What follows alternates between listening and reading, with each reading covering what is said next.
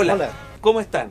Qué rico estar nuevamente con ustedes en su sección Fe en el siglo XXI.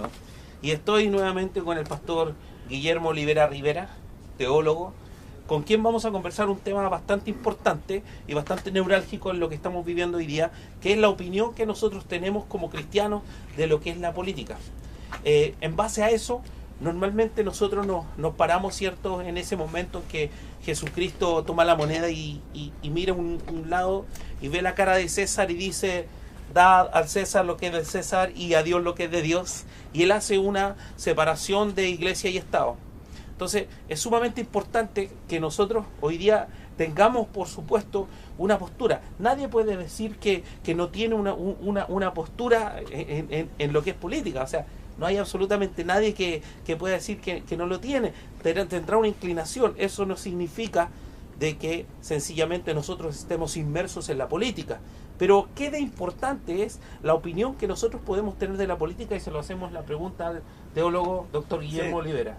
Bueno, yo creo que hace pocos días empezó a circular en medios de comunicación, redes sociales, algo que un honorable pastor y muy querido por nosotros También doctor. manifestó. Doctor, no recuerdo la especialidad, pero yo creo que equivocadamente, pastor. O sea, yo respeto mucho al pastor en muchos de sus trabajos con respecto a familia, con respecto a unión, pero en esto no es que le vaya a falta de respeto, sino que no estoy de acuerdo con él. Creo que cada ciudadano tiene responsabilidades que cumplir con el Estado, pagar impuestos, cumplir el ordenamiento jurídico que tiene el Estado, pero ya la Constitución de 1925 reglamenta esto y habla de la separación de iglesia y Estado. Nosotros los pastores tenemos opinión. Por supuesto, tenemos opinión. Pero es una opinión reservada. Porque Dios nos llamó a servirlos, a servir a Dios. O sea, nosotros somos siervos del Señor, y por lo tanto yo no voy a estar induciendo o hablando a favor de tal o cual candidato, porque mi único candidato en la vida es Jesucristo. Entonces yo tengo que predicar de Cristo, enseñar de Cristo, ir a las naciones, ir a los pueblos, ciudades, poblaciones, hablando de Cristo, y no de un candidato a la presidencia de la República, basado precisamente en lo que Jesús nos deja, ¿cierto? Dad al César lo que es del César y a Dios lo que es de Dios. Entonces encuentro que es una opinión, no podemos ser beligerantes en política nosotros. Nosotros estamos llamados a predicar del reino y tenemos que predicarle a todas las personas, sean de la ideología política que sea, porque Cristo está por sobre todos ellos. Sí, yo creo un punto importante, porque yo recién decía, cada uno de nosotros siempre va a tener alguna tendencia, es obvio. No hay nadie que pueda decir, no, es que yo la verdad es que no encuentro a nadie. Mire, si a mí me preguntaran por quién votar, yo le voy a decir por el menos malo. Me van a preguntar, ¿y quién es el menos malo? La pregunta es muy simple. Cada uno de nosotros tenemos que profundizar en las opciones que tenemos hoy día para elegir. A lo mejor un día va a llegar uno que es realmente bueno. Existió Abraham Lincoln, ¿cierto? Existieron hombres de Dios que había que votar por ellos porque eran hombres que Dios había puesto en eminencia. Entonces, puede ocurrir eso, pero ya no tenemos esa realidad. Pero eso, pastor, eso es, o sea, si se levanta un político que trabaje en beneficio de la sociedad, en su integridad, Dios lo va a levantar. Por supuesto. Pero a nosotros el Señor nos llamó para ser pastores, para ser educadores, para ser evangelistas, para ser maestros.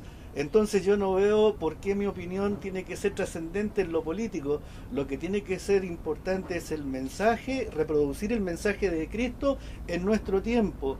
Entonces, aquí en estas últimas noticias que han aparecido, nos hemos encontrado con que se le da nombre y apellido y letra del candidato por el que tienen que votar, y yo creo que el Señor no nos llamó a eso.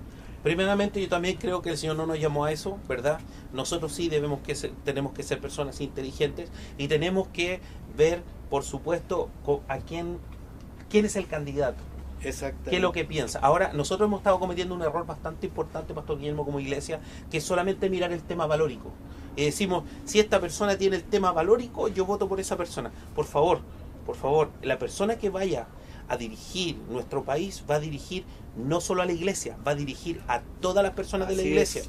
a todos los ciudadanos de Chile.